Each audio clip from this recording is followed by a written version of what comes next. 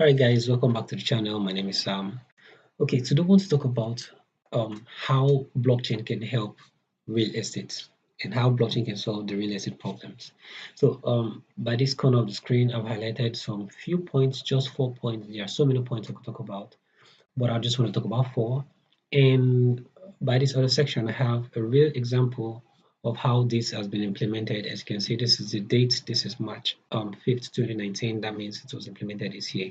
Not implemented, it was yeah, I can use the word implemented. It was first, done this year, and that's an example. Right. So according to this article on Cointelegraph, it says blockchain property transaction platform Blockimo Limited, along with two other companies, have jointly completed the first real estate transaction on a blockchain in Switzerland. Now, the development was announced by Blockimo in a blog post on March 1st. So what this means is that real estate transaction was done on a blockchain worth $3 million. So what are the advantages of having real estate transactions on a blockchain compared to how it was being done before?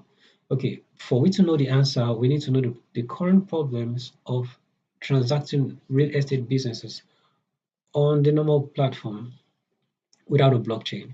And I've highlighted some points here. And number one is when it comes to the challenges facing real estate sector, is land registration bureaucratic process. The process of getting one document from one company, from one office to another, trying to validate this different document is really stressful, and it's also not authentic and is subject to mutability. Anyone can actually alter the record or delete the record. You see, those records are not permanent. But if those records are stored on the blockchain, you see, the immutable nature of the blockchain will ensure that your property or your assets truly belongs to you and is stayed forever for everyone to see. You see, if you have 10 plots of land that you bought, and you're keeping them for your kids, you can put this the land documents on the blockchain so they don't get burnt, they don't get destroyed. All right. So and the next problem is the slump of local currencies. And this is actually very obvious, most especially if you've heard about the story of Venezuela, how that the country's inflation rate grew by over 1 million%.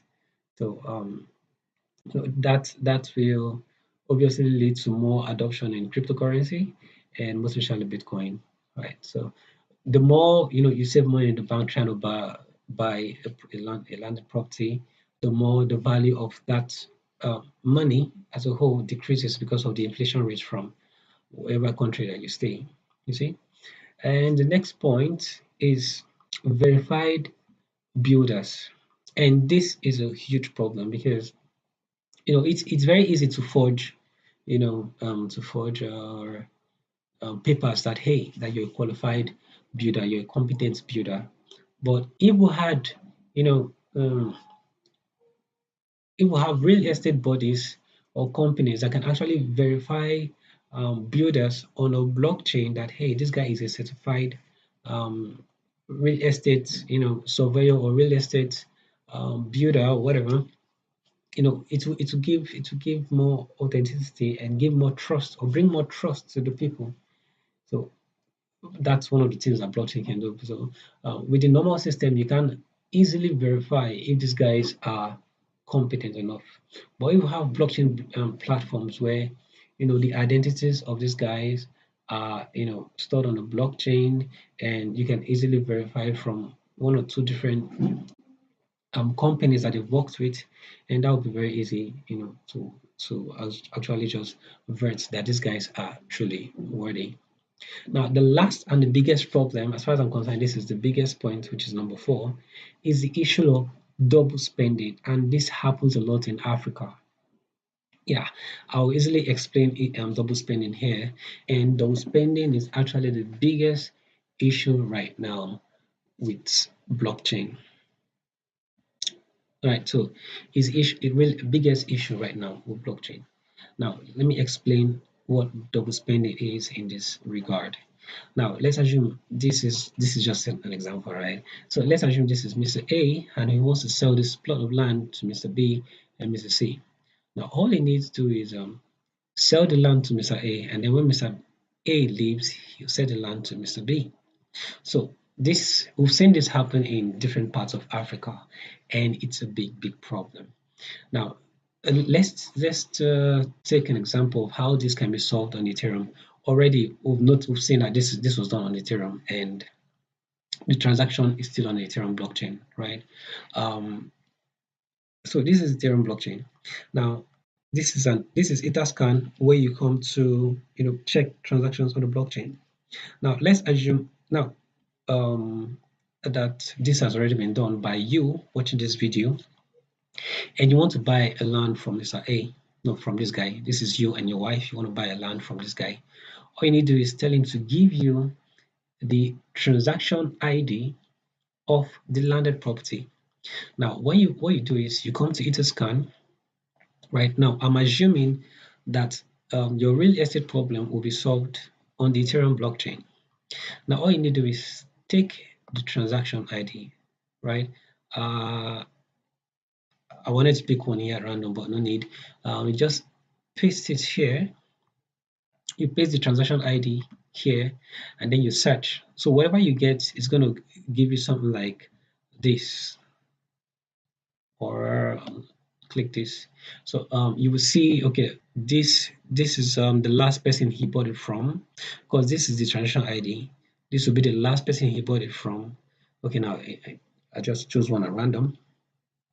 So this is the transaction hash ID for the landed property. I'm just giving you how you can actually verify that the land belongs to him. So it will be like, okay, so you will see the last person he bought it from. That is, if the Etherscan or the scan for that blockchain real estate solution will decide to show who he bought it from, we can actually choose to make this public or closed, so you can see it.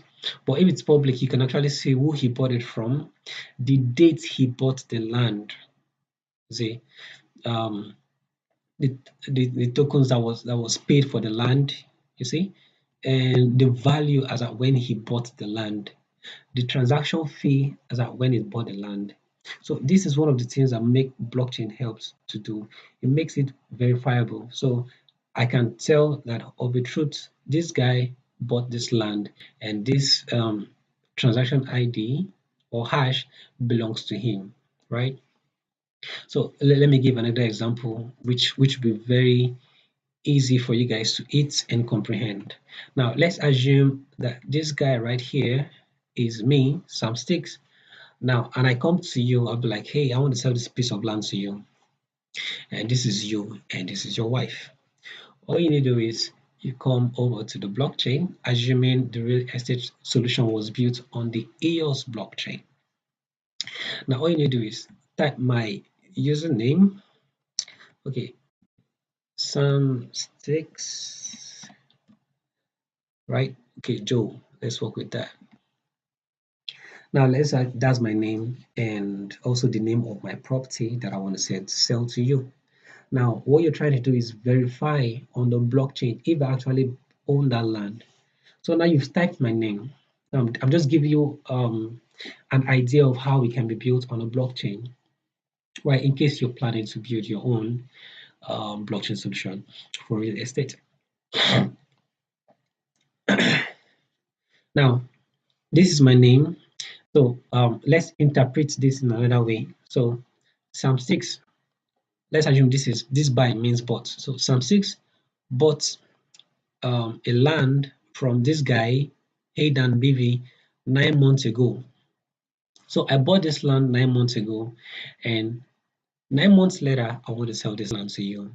So according to this record on the blockchain, it means that the last owner of this landed property is who? Sam 6. And the last owner before Sam 6 is who? Aidan BV Gege. Now, this is one of the things that blockchain can help us do. It makes everything easy. Now, once you come to the blockchain and you notice that Sam 6 actually owns this 32 plot of land, let's assume this shows the number of land available. So you verify that, hey, Sam 6 actually bought this plot of land from this guy 9 months ago, and it has 32 plots, right?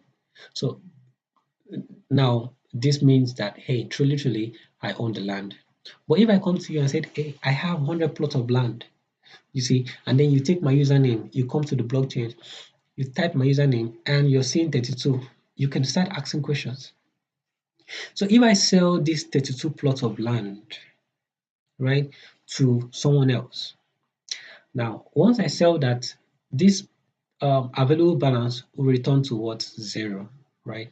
So next time I tell someone I want to buy land, I want to sell a land to him, all you just need to do is come to the public record, which will be maybe the platform that will be built by those in charge of real estate in your country, and then you type the person's name, and then if you see lands available for him to sell in his name, then you know that, okay, he truly has land to sell.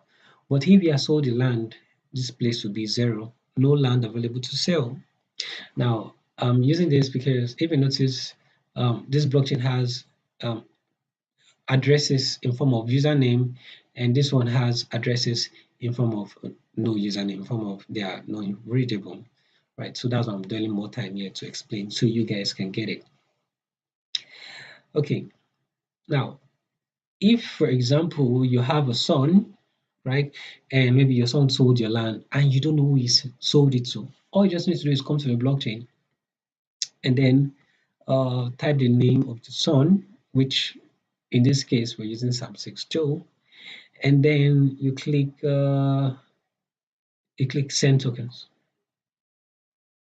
Now, in this, when it comes to what's it called, when it comes to real estate, this will be send maybe send lands or something. What this means is the lands that have sold, they will appear on the send, and then the land I just bought will appear on the receive, right? And the contract I signed, with whoever sold it will be under contract. You see, and maybe this could be someone else, the witness that was there to sign maybe the third party to sign and agree on the transaction. So these are one of the ways that blockchain can be used to solve real estate problems. Now, one of the key features of this kind of solution for real estate is that it brings transparency, right? Because I can actually easily just come to the blockchain block explorer, because this is called an explorer. So this is the explorer for landed property in, let's say, South Africa, right? So I'll search for Sam6 to see if it has any land available, right? And then I'll call Sam6 and say, hey, I just saw you have these two plots of land. So like I said, the company in charge could choose to display the number of lands available. There, you can choose to hide some details and make some details public for people to see. But with stuff like this, the issue of double spending, which is this last point, is completely solved because I can search your username on the blockchain and see if truly, truly you bought this land, this 32 plot of land from this guy 9 months ago, and you have it available for sale, right? So, and with smart contracts, we can actually do this deal. I send you, let's assume this plot of land will cost $198. I send you the $198. I send you $198 into the smart contract, and then once the smart contract receives the $198, the smart contract will release the ownership of this 32 plot of land to me. Problem solved. No delay from middlemen. And guess what?